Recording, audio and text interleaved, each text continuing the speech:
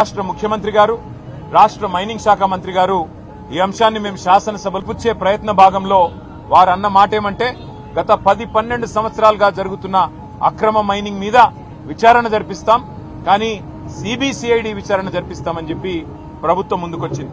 మేము అడిగింది ఏంది, సభా సంఘం వేయండి, అన్ని పక్షాల శాసనసభ్యులు శాసన మండలి సభ్యులతో కూడిన ఒక సభా సంఘాన్ని ఏర్పాటు చేసినట్టయితే వాస్తవాలు వెలుగులోకి వస్తాయి.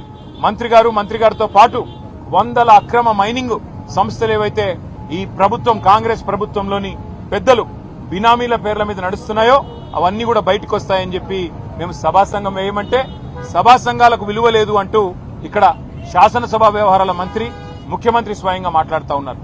వాళ్ళ నాయకుడు రాహుల్ గాంధీ గారేమో జాయింట్ పార్లమెంటరీ కమిటీ కావాలి అని పార్లమెంట్ లో పట్టుబడతారు.